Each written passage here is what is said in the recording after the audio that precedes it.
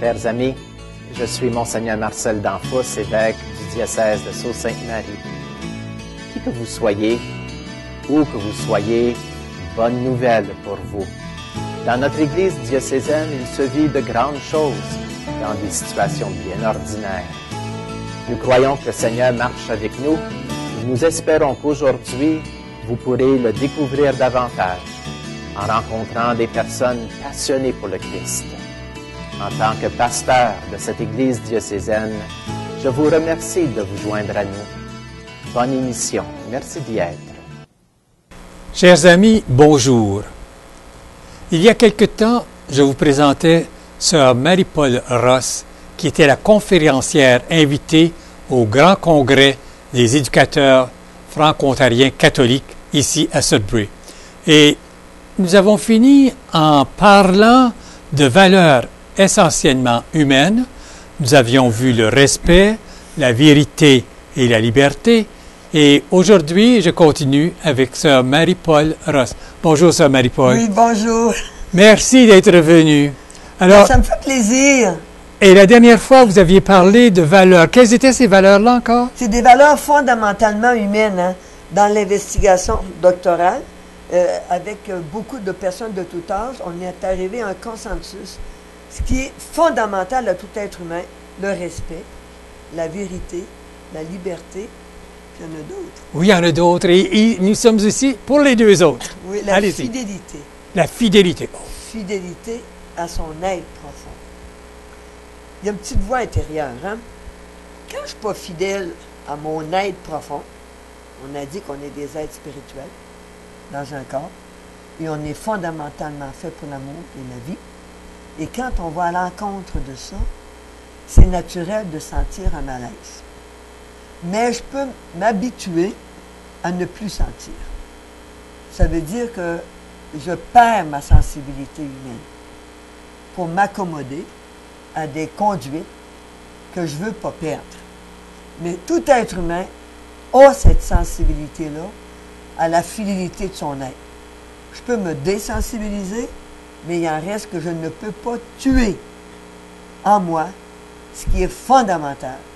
De façon telle que moi, j'ai rencontré beaucoup de personnes qui s'étaient désensibilisées humainement, qui ne sentaient plus leur infidélité à eux-mêmes. Et en libérant leur souffrance, en libérant des situations douloureuses qui les excitaient, ou à des pratiques, ou à des consommations qui les excitaient, ils s'en sont arrivés à l'écoute intérieure. Ils ont dit, c'est vrai, Marie-Paul.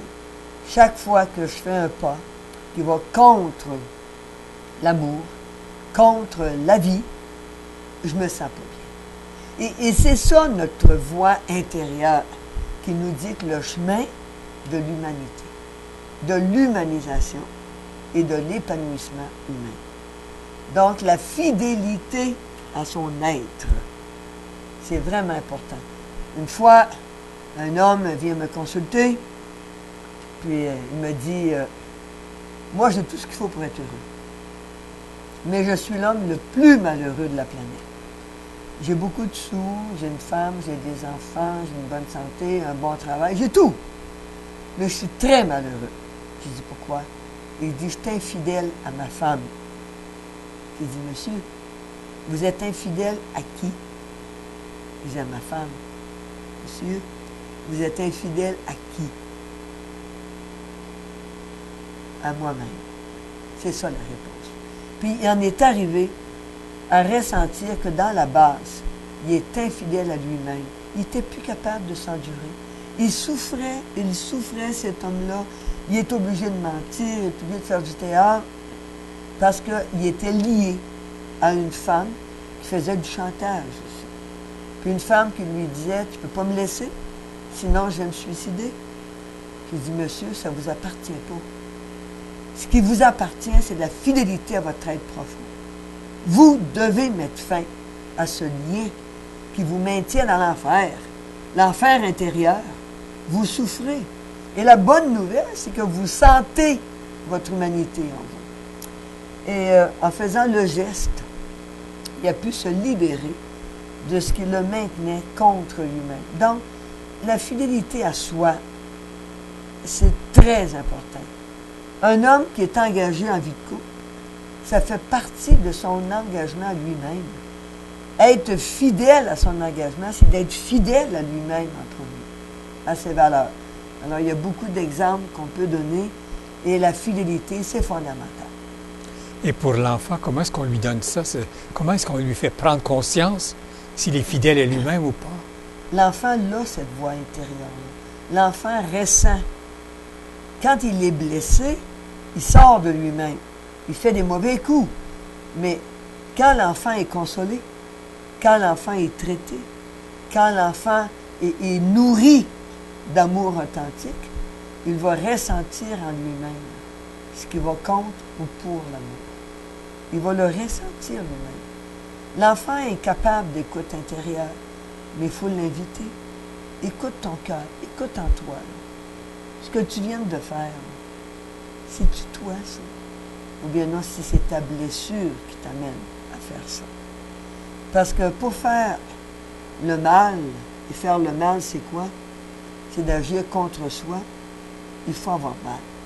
Et quand l'être humain a mal, il agit contre lui-même. Puis moi, je dis, c'est normal d'avoir mal quand on nous fait mal. Mais ne restons pas mal. Ça, c'est pas normal. Il faut se guérir de nos blessures. C'est comme penser envers soi-même. Penser envers ma personne. Quand je pense mal de moi, je ne suis pas naturel. Je suis contaminé.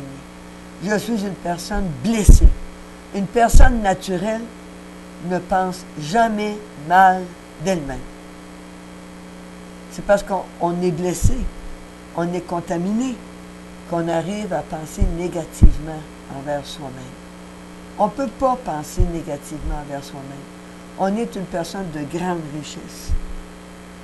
Donc, c'est le respect de soi et la fidélité à soi. Et j'entends là-dedans la bonté. Comme la personne est naturellement bonne. Hein, je suis créé à l'image de Dieu. On dit toujours le bon Dieu. Oui, on est des fils et filles de Dieu.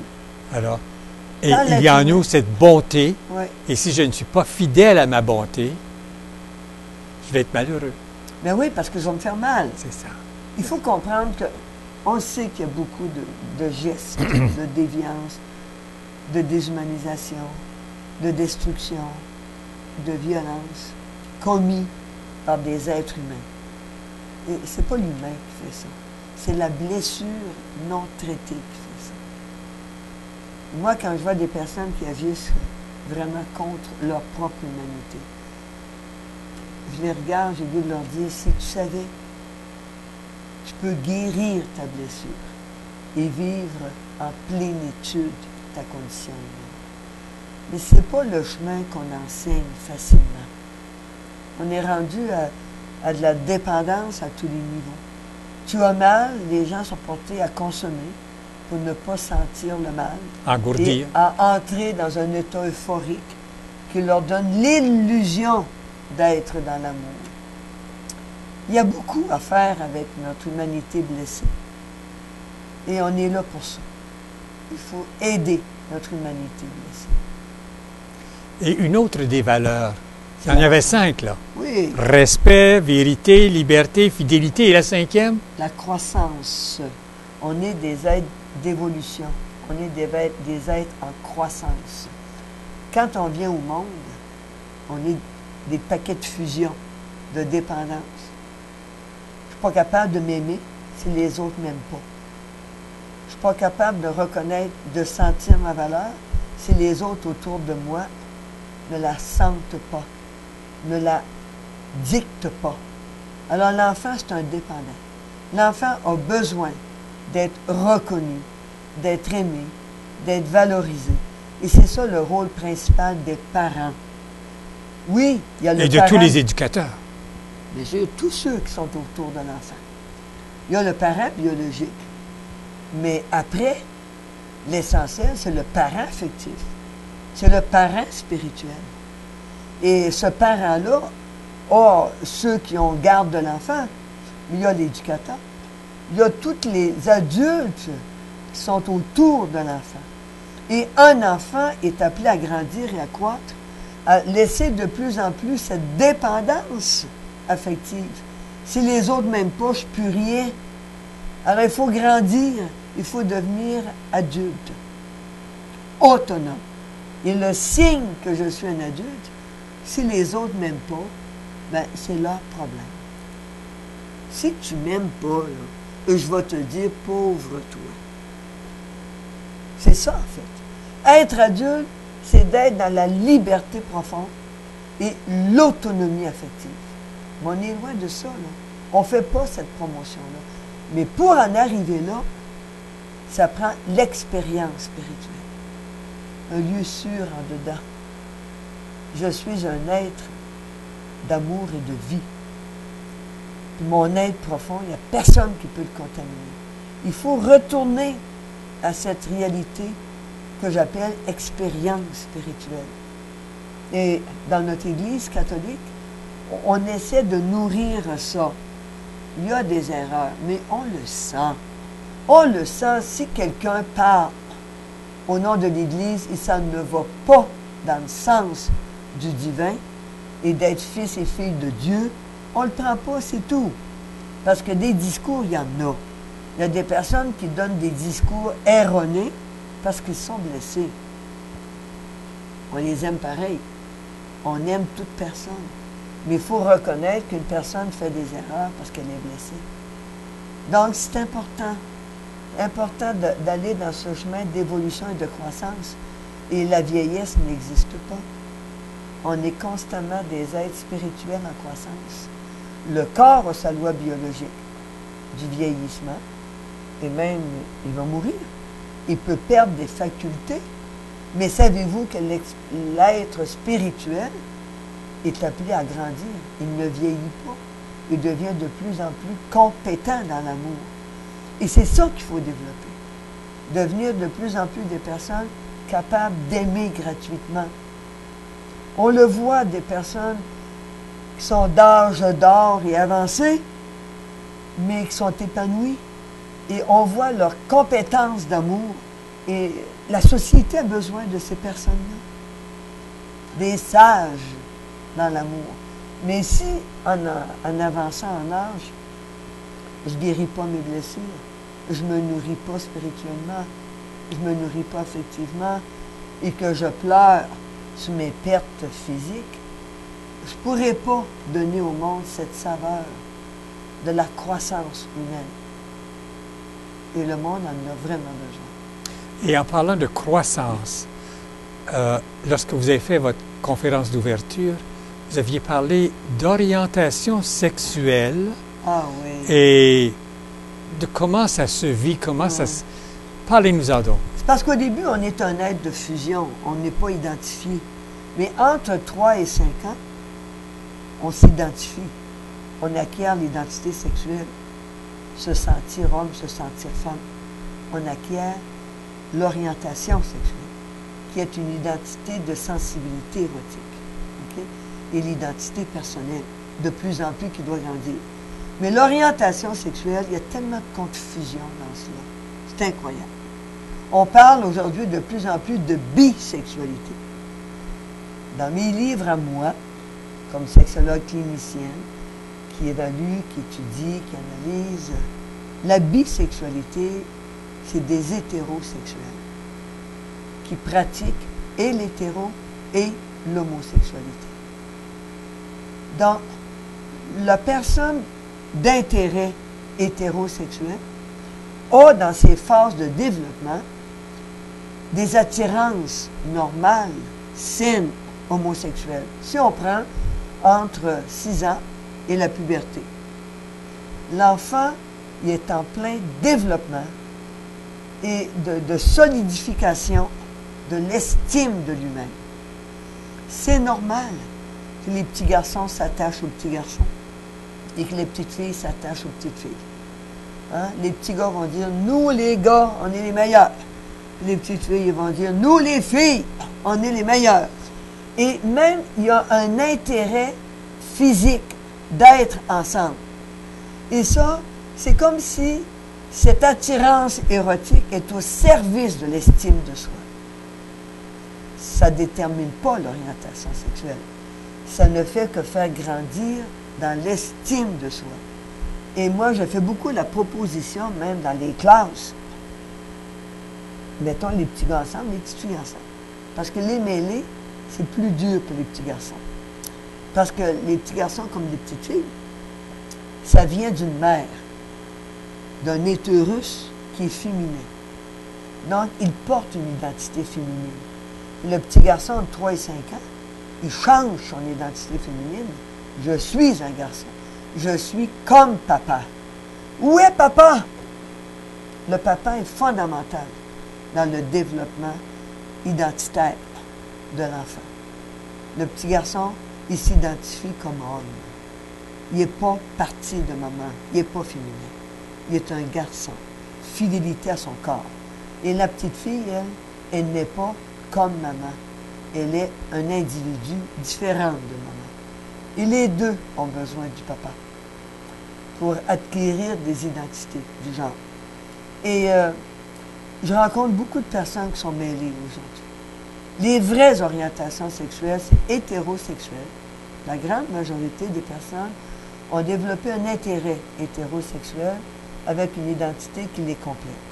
Mais il existe aussi des personnes qui ont l'orientation homosexuelle et ils sont allés chercher le complément de leur identité en ayant une attirance vers un modèle qui correspond à leur sexualité, à leur identité sexuelle.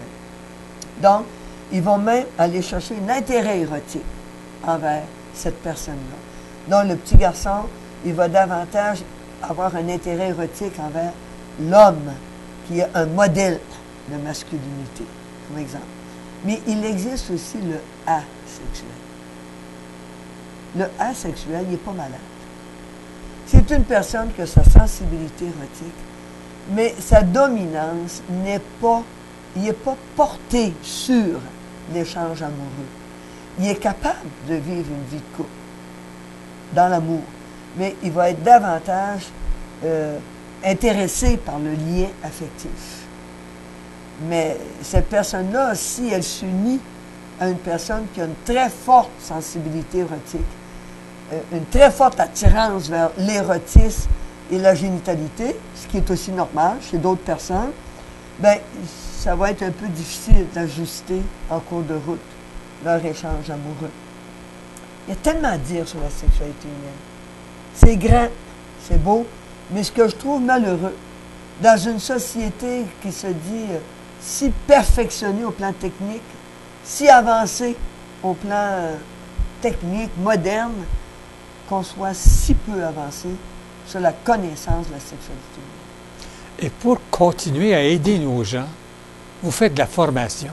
Oui. Parlez-nous donc de cette formation même en ligne, Oui. parce que vous n'êtes pas de l'Ontario. Vous avez traversé le Québec, vous êtes en Acadie, Oui, mais parlez-nous donc de cette formation en ligne à laquelle nous pouvons accéder. Je donne une formation au niveau international, mais le centre, la base est en Acadie, mais je me déplace. Je suis rendu en Ontario pour les demandes et répondre. Mais il y a aussi une formation en ligne. C'est toute une formation pour la connaissance du développement sexuel. Qu'est-ce que c'est que vraiment comme l'orientation sexuelle, tout ce qui touche l'affect, tout ce qui touche les blessures affectives, tout ce qui touche comment s'auto-guérir, comment récupérer son bien-être affectif, la vie de couple, être parent, oui, une formation en ligne.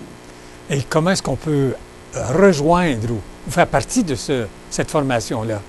On va sur l'Internet, là, Marie-Paul Ross. Souvent, vous allez le voir, la formation en ligne, puis sur les sites. Les sites d'Internet, là, c'est en changement, mais la formation en ligne est toujours là. Est toujours là. Puis, quitte à téléphoner à M. Blais, qui va nous guider dans cette formation en ligne. Et on peut même mettre le numéro. On peut mettre le numéro. C'est le 581 Oui. 986 Oui. 2795. Et je répète, 581 986 2795. Oui. Alors, C'est un bon guide. Et si jamais vous avez de la difficulté à trouver vous pouvez communiquer avec le bureau ici au centre diocésain. C'est ça. Maintenant, en plus de cette formation en ligne, vous avez écrit. Bien oui. Quel serait un livre que nos gens apprécieraient? Moi, je ne devais pas écrire, je n'avais pas la tête à ça, comme je ne devais pas étudier, je n'avais pas la tête à ça, je ne devais pas parler en public, je n'étais pas faite pour ça. Tout ce que je me croyais limité, la vie m'a demandé d'aller de l'avant. Donc, dans les 5 dernières années, j'ai écrit 6 volumes. En fait, c'est pas moi, c'est moi qui écris, là, mais je suis inspirée par l'être humain. Et un volume qui peut aider beaucoup les parents pour l'éducation sexuelle, c'est la sexualité des jeunes. Petit livre pour les parents. L'éditeur, c'est Fides, groupe Fides. La sexualité des jeunes. Un guide pour les parents que les jeunes peuvent lire. C'est pour les 12-18 ans. Et là, je suis à rédiger pour les tout-petits. Parce que l'éducation sexuelle, ça commence petit. Dès l'âge de 3 ans, le parent doit inculquer à son enfant le développement de l'estime de lui-même, la reconnaissance de sa valeur. Parce que sinon, sans ces bases-là, l'enfant est fragile, puis il est comme vulnérable à n'importe quelle influence. C'est important, l'estime de soi. C'est la base d'une sexualité humaine libre, épanouie, une sexualité humaine en fidélité à son âge et à son être profond. C'est bien important. Est-ce qu'il y a quelque chose d'autre que vous aimeriez dire avant de vous demander de nous faire un souhait? Mais il y en a tellement à dire. Vous allez me garder pendant une semaine, j'aurais pas fini. Alors, sur ce, faites-nous donc un souhait à nous, les éducateurs catholiques de l'Ontario. Oui. Bien, moi, je veux dire aux éducateurs catholiques de l'Ontario, tu as une grande mission entre les mains. Et tu as plus de compétences que tu le penses. Si tu es fidèle à ton humanité, si tu es fidèle à ta foi profonde, si tu es fidèle à l'écoute intérieure, tu vas savoir guider nos jeunes vers le succès humanitaire qui commence par une sexualité humaine épanouie et une santé sexuelle. Alors, il ne faut pas douter de ses compétences. Et sur ce, je vous remercie beaucoup, Sœur Marie-Paul. C'est moi qui vous remercie de l'invitation. Nous sommes privilégiés de vous avoir eu encore une deuxième fois à notre Église diocésaine. Et maintenant, chers téléspectateurs, j'espère que vous allez pouvoir apprécier et savourer les cadeaux transmis par Sœur Marie-Paul Ross. Au revoir, à une prochaine.